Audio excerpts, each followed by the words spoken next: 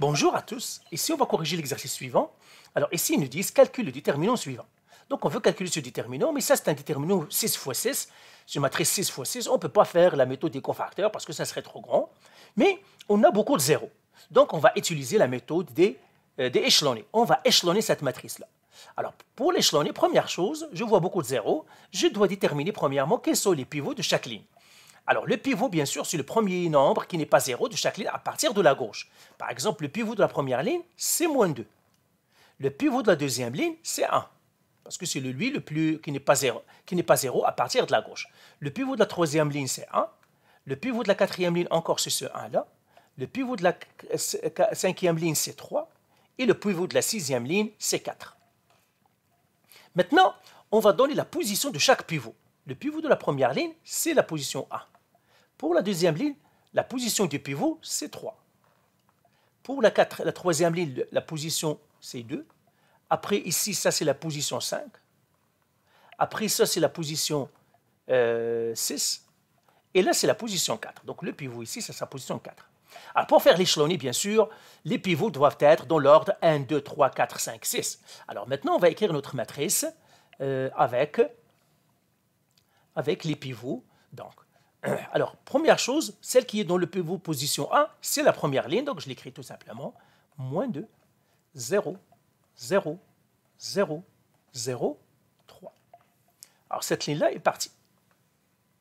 Maintenant, celui qui est à la position 2, c'est la ligne 2. Donc, j'efface la ligne 2 et je vais l'écrire. C'est 0, 1, 0, 3, 2, 4. En fait, je vais vous dire, effacer la ligne 3 parce que le pivot de la position 2 est dans la ligne 3.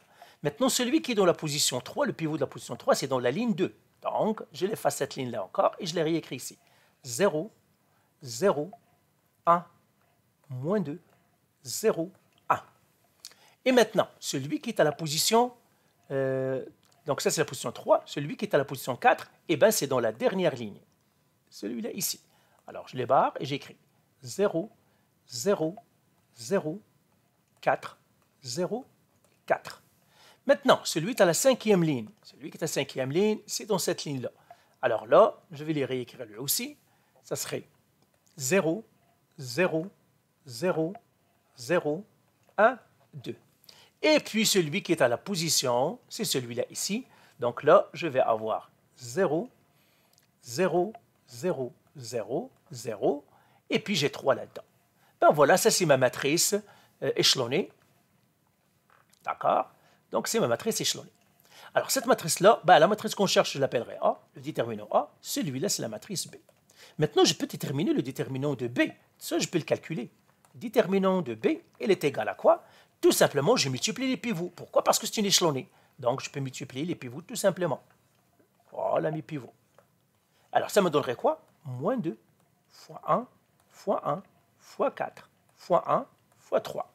Et ça me donne -24. Donc, le déterminant de B, c'est -24. Mais moi, je ne cherche pas le déterminant de B, je cherche le déterminant de A. Alors, pour trouver le déterminant de A, ben, on est passé de A à B en échangeant des lignes, parce qu'on a échangé des lignes, c'est-à-dire on a interverti les lignes. Alors, regardez maintenant comment je vais trouver, moi, les lignes, comment je dois les intervertir. Je vais les mettre ici. En fait, les lignes, au début, pour moi, ils étaient comme ça.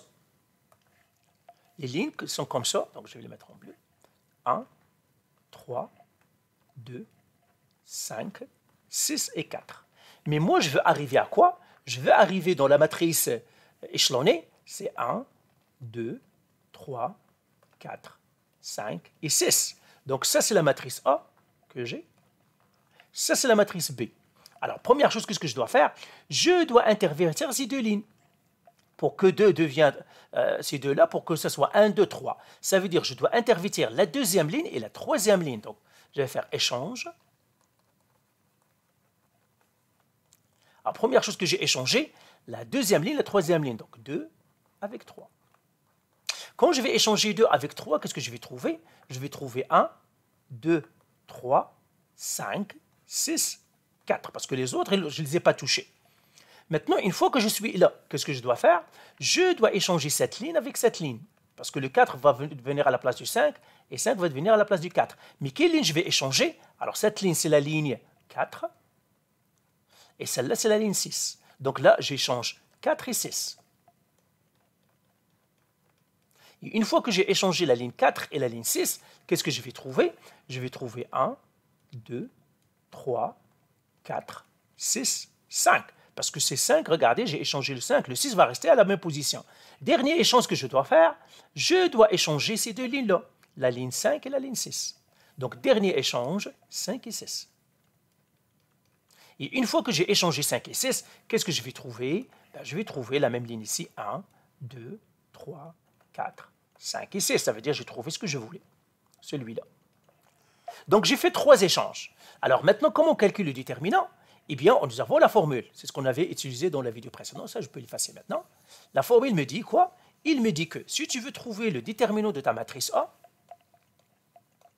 eh bien, c'est le déterminant de ton échelonné, c'est-à-dire B, qui multiplie les échanges. Mais pour chaque échange, c'est un moins 1.